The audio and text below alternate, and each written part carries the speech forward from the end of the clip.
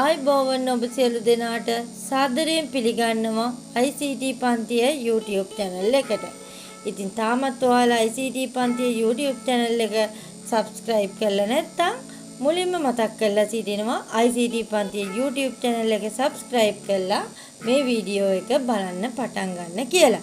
ඉතින් මම අද වීඩියෝ එකෙන් කතා කරන්නේ PHP ගැන. PHP කියන්නේ මොකද? Hypertext Preprocessor කියන එක. හරි.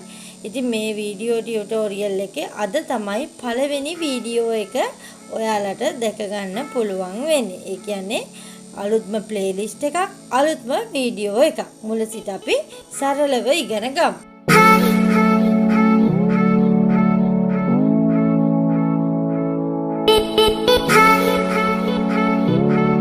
මුලින්ම බලමු මොකද්ද මේ PHP කියන්නේ කියලා.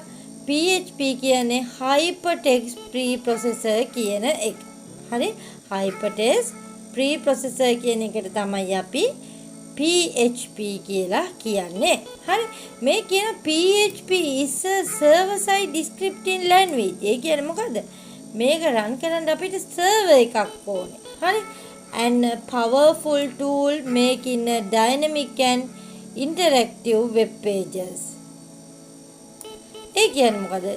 ඩයිනමික් වෙබ් පේජ් කියන මොනවද මේ ඩයිනමික් වෙබ් පේජ් කියන්නේ? දැන් ඔයාලා දන්නවනේ වෙබ්සයිට් එකක් කියන්නේ මොකද්ද? collection of web page. Web පිටු ගණනාවක එකතුවක්. එතකොට මේ වෙබ්සයිට් එකක් ගත්තොත් අපිට බෙදන්න පුළුවන් මේ වෙබ්සයිට් එක කොටස් දෙකකට. කොහොමද අපිට බෙදන්න පුළුවන්? static web page, dynamic web page කියන. හරිද? මොනවද මේ static web page කියන්නේ? මොනවද මේ dynamic web page කියන්නේ? සිංහලෙන් නම් කියන්නේ ස්ථිතික වෙබ් අඩවි සහ ගතික වෙබ් අඩවි. ස්ථිතික වෙබ් අඩවි කියන්නේ මොකද්ද? ඒ කියන්නේ අපි භාවිතා කරන පුද්ගලයෙක් නිතිපතා එයා ගැටෙන්නේ නැහැ. ඒ කියන්නේ වෙනස් වෙන්නේ නැහැ. එකම දේකාකාරව අඩංගු වෙනවා. දැන් අපි හිතන්නකෝ HTML හරි CSS හරි භාවිතා කරලා මොකක් හරි වෙබ්සයිට් එකක් ගහලා තියෙනවා නම් ඒක ඉතින් නිරන්තරයෙන්ම අප්ඩේට් වෙන්න දෙයක් නැහැනේ. සාමාන්‍යයෙන් ස්කූල් එකක වෙබ්සයිට් එකක් වගේ තියෙනවා නම් ඒක හැමම තියෙනවා. හරි වැඩිපුර විශේෂයෙන්ම අප්ඩේට් වෙන්නේ නැහැ. ඒ වගේ වෙබ් අඩවි වලට කියනවා අපි ස්ථිතික වෙබ් අඩවි කියලා. නමුත් පරිශීලකයා දෙන දත්ත අනුව යාවත් කාලීන වෙනවා නම් ඒ කියන්නේ අප්ඩේට් වෙනවා නම් වෙබ්සයිට් එකක් අපි ඒකට කියනවා ඩයිනමික් වෙබ්සයිට්. ඒ කියන්නේ ගතික වෙබ් අඩවි. හරිද? ඉතින් මේකට අපි භාවිතා කරලා තියෙනවා HTML, CSS, තව වෙන PHP, JavaScript වගේ ඒවා භාවිතා කරලා තියෙනවා. දැන් හිතන්න ඔන්ලයින් ඕඩරින් කරන ඔන්ලයින් shopping system එකක් අපි හදනවා. මොකක්ද අපි මේ භාවිතා කරන වෙබ්සයිට් එකේ ආකාරය? ගතික වෙබ් අඩවියක් ඒක. හරිද? මේ ගතික වෙබ් අඩවියක් ගත්තොත් අපිට ඒක දිහා ෆ්‍රොන්ට් එන්ඩ් එකයි බෑක් එන්ඩ් එකයි කියලා. ෆ්‍රොන්ට් එන්ඩ් එක කියන්නේ මොකක්ද? ෆ්‍රොන්ට් එන්ඩ් එක කියන්නේ ඉදිරිපස. ඉදිරිපස අපි හදන්නේ මොනවද? HTML, CSS වලින්නේ.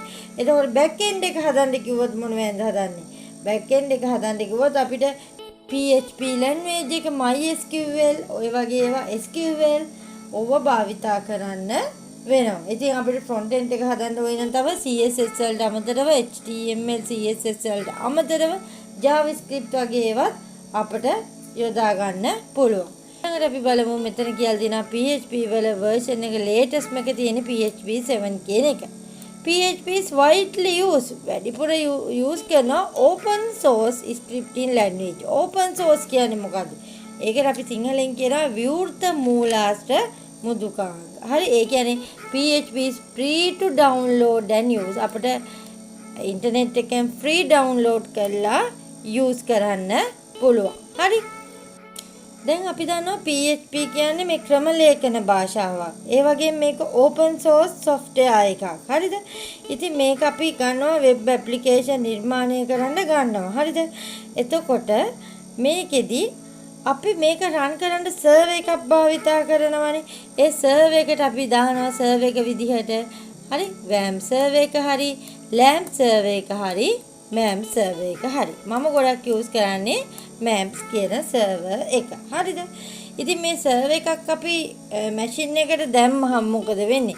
අපි මැෂින් එකට දැම්මම අපේ පරිගණකයේ తాවකාලිකව මේ ක්ලයන්ට් මැෂින් එකකුත් සර්වර් මැෂින් එකකුත් දෙකම ආකාරයට අපේ මැෂින් එක වැඩ කරන්න පටන් ගන්නවා. හරි? ඉතින් අපි බලමු ඉස්සෙල්ලාම කොහොමද මේ අපි PHP ප්‍රෝග්‍රෑම් එකක් ලියන්නේ කියලා. පළවෙනි ස්ටෙප් එකේ තියෙනවා open notepad++. හරි සාමාන්‍යයෙන් අපි notepad++ එකේ තමයි අපි කෝඩින් ලියන්න ගන්න. ඊළඟට අපි ටයිප් කරනවා කෝඩින් අපි සේව් කරන ෆයිල් එක ex1.php. ඒ කියන්නේ PHP කියන එක්ස්ටෙන්ෂන් එක ඇතුව. නැත්නම් project1.php. project2.php ඔය ආකාරයට. දැන් අපි මේකේ සේව් කරන සෝස් එක කොහෙද තියෙන්නේ? හරි. අපි MAM server එක භාවිතා කරනවා නම් drive C එකේ MAM කියන folder එකේ htdocs කියන එක ඇතුලේ තමයි සේව් කරන්නේ. WAM server එක භාවිතා කරනවා නම් drive C එකේ WAM කියන folder එක ඇතුලේ තියෙනවා www කියලා folder එකක්.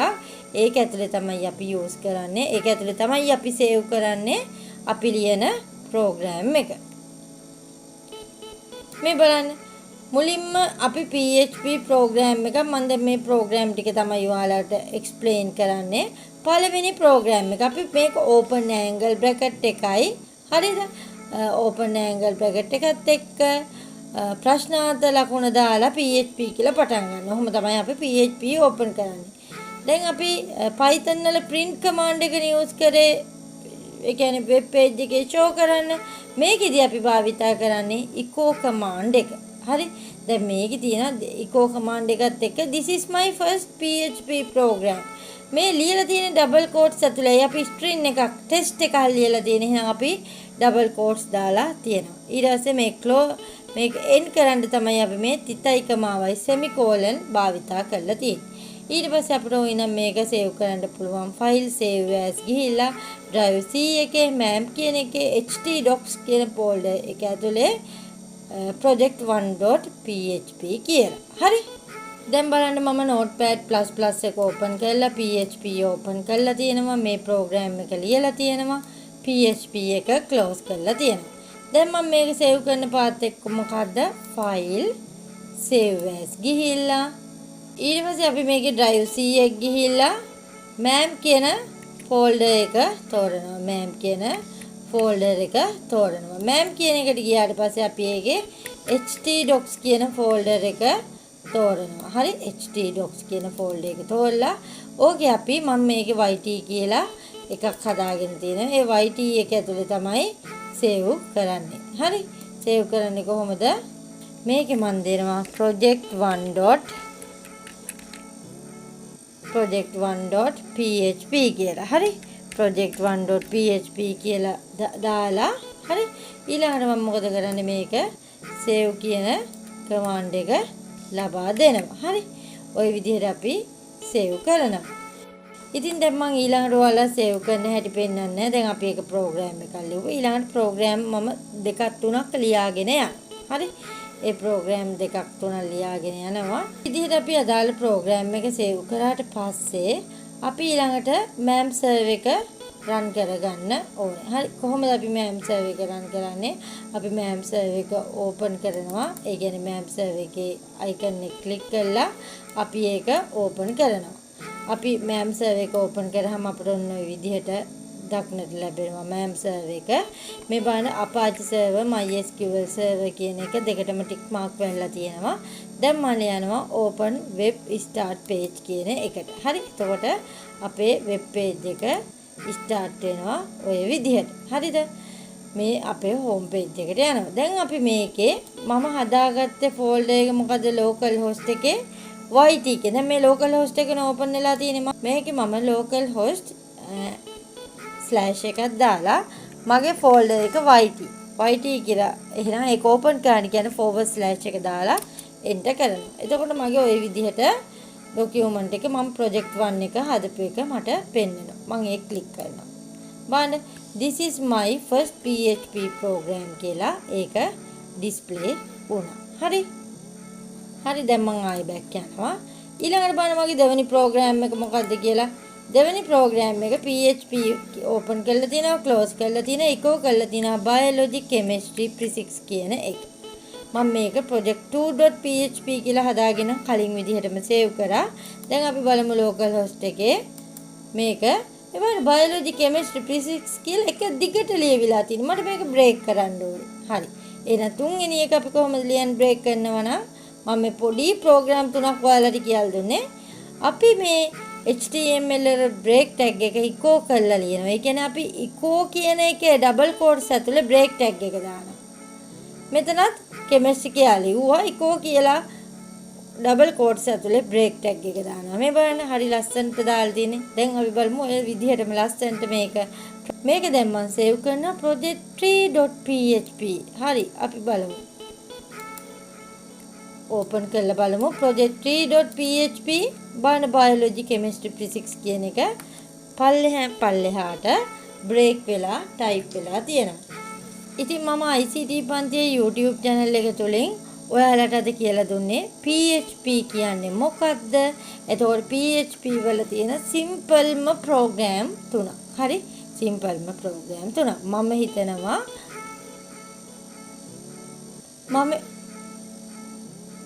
ඉතින් අද මම වීඩියෝ එකෙන් ඔයාලත් එක්ක සාකච්ඡා කරේ මොනවද මේ PHP කියන ප්‍රෝග්‍රෑමින් ලැන්ග්වේජ් එකේ පළවෙනි වීඩියෝ එක.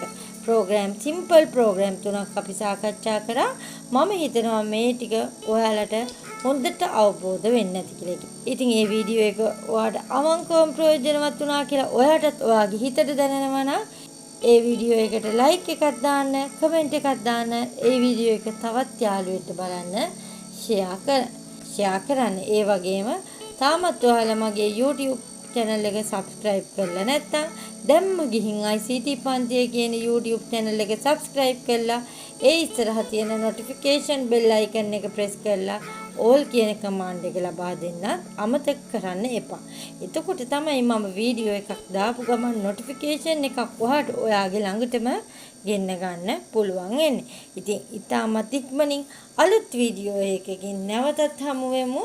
සුබ දවසක් රැඳී සිටිය සියලු දෙනාටම.